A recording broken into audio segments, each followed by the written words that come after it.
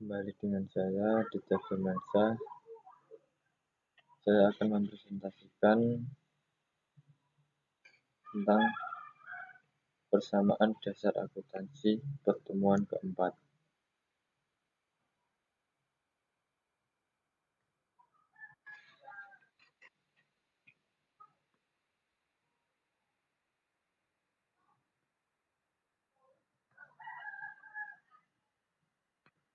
Pembagian akuntansi.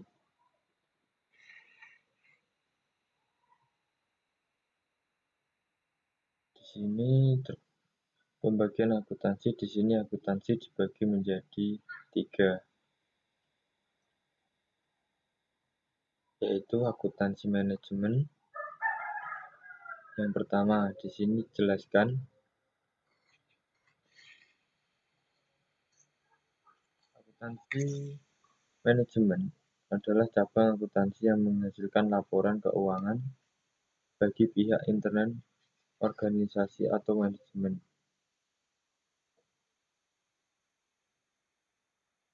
Jadi di sini akuntansi adalah laporan keuangan, tapi kalau akuntansi manajemen diperuntukkan pihak organisasi atau manajemen perusahaan. Kedua, akuntansi keuangan. Akuntansi keuangan adalah cabang akuntansi yang menghasilkan laporan keuangan bagi pihak eksternal seperti investor, kreditor, dan Bapepam. Jadi, untuk akuntansi keuangan ini sama juga laporan keuangan, tapi peruntukannya lain di sini.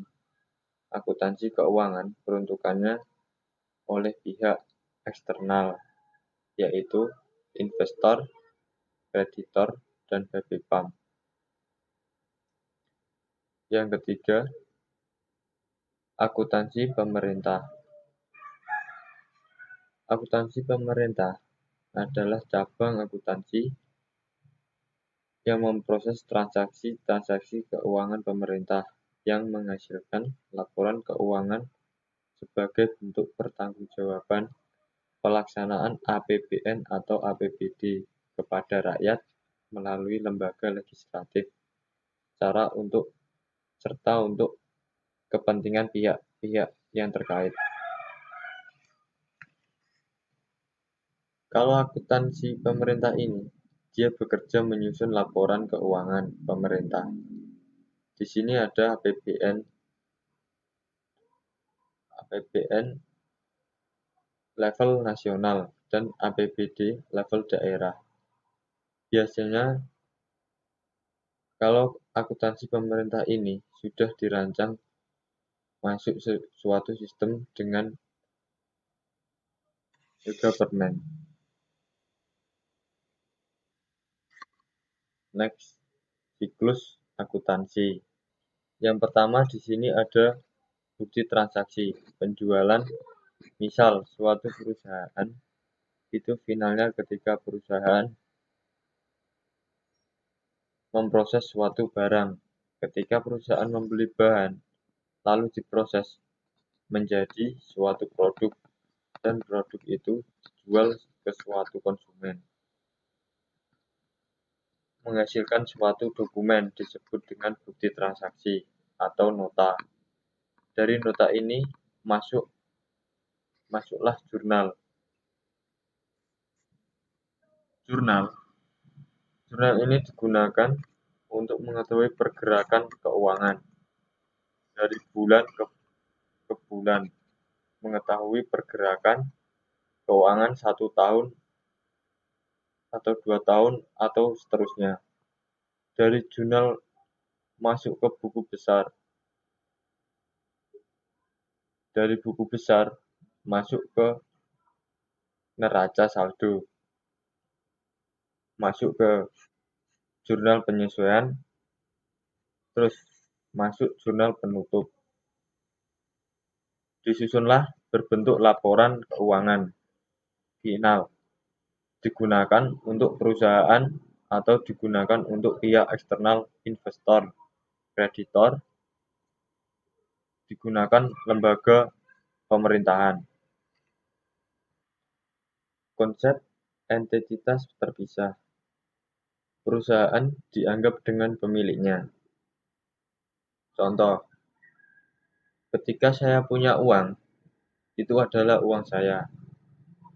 Ketika uang ini saya investasikan ke perusahaan yang uang ini adalah tidak uang saya, tetapi uang ini adalah kas atau aset perusahaan.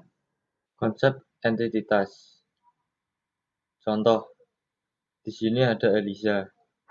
Dia membuka salon, dinamakan Salon Eliza. Di sini, Eliza mempunyai uang 10 juta.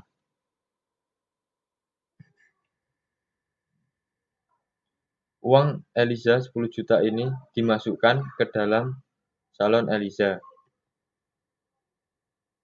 Jadi, uang Eliza tadi 10 juta dimasukkan ke dalam salon, sudah tidak uang Eliza, tetapi disebut aset perusahaan atau kas.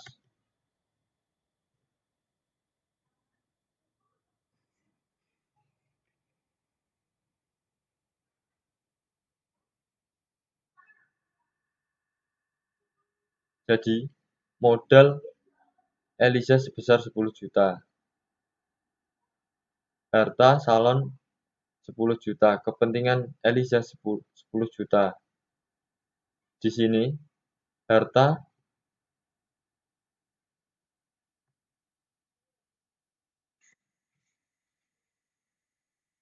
harta sama dengan kepentingan pemilik.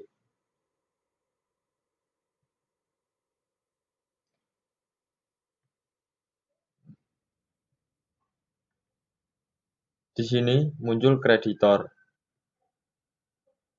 Kreditor ini, misal Eliza ingin menambah modal 1 juta. Dia utang ke bank. Misal utang ke bank sebanyak 1 juta. Uang 1 juta masuk ke salon. Di sini harta bertambah.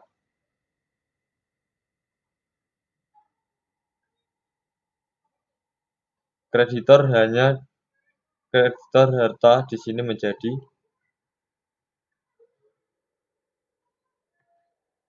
11 juta.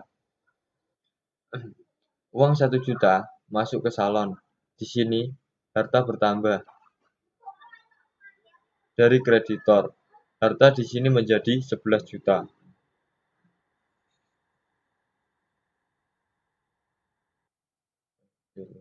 Contoh jurnal. Di sini ada transaksi harta utang plus modal. Setoran pemilik sebesar 10 juta. Harta Eliza masuk ke kas piutang 0. Modal 10 juta. Kenapa ini disebut modal? Karena ini digunakan untuk modal awal salon.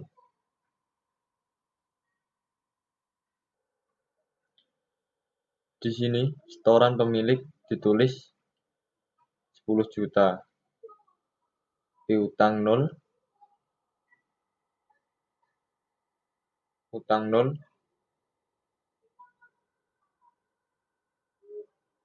modal 10 juta. Pinjaman uang masuk ke kas bertambah 1 juta. Utang bertambah 1 juta. Karena dari kreditor tadi utang di bank, saldo menjadi 11 juta.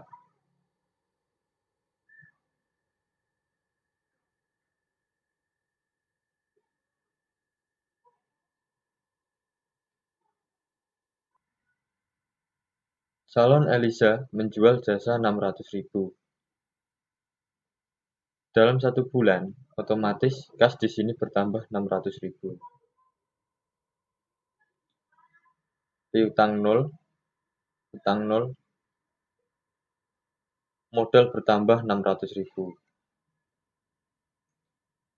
Total saldo ini ditotal semua menjadi 11.600.000 rupiah. Utang masih tetap, modal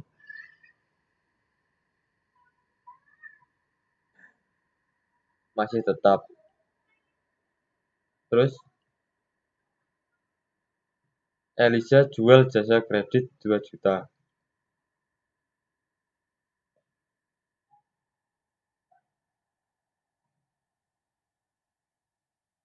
Jasa kredit piutang bertambah 2 juta. Jual jasa kredit adalah Salon Eliza berhasil menjual ke konsumen, tapi konsumennya membayar secara kredit, jadi tidak dibayar cash. Totalnya 2 juta.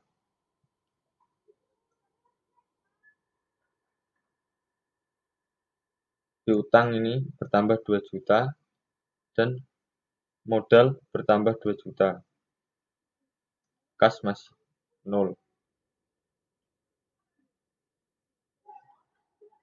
Saldo di sini tetap 11.600.000 rupiah.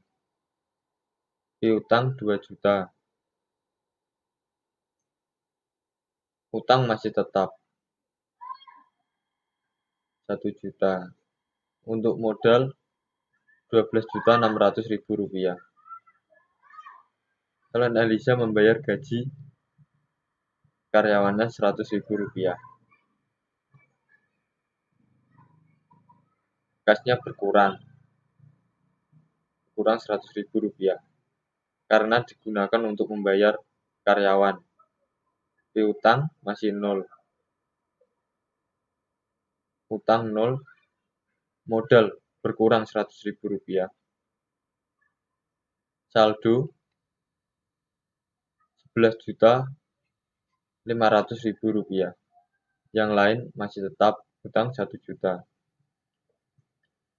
Modal berkurang 12.500.000 rupiah.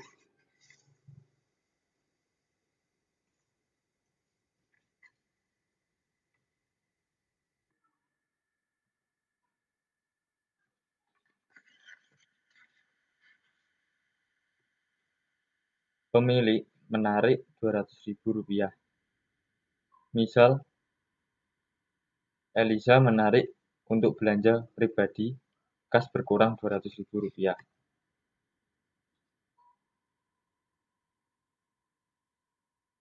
Modal berkurang 200.000 rupiah.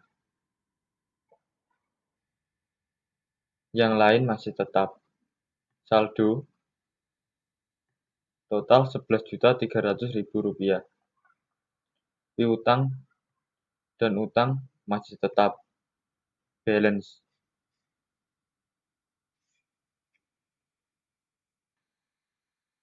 Sekian dari presentasi pertemuan keempat yang membahas jurnal. Terima kasih atas perhatiannya.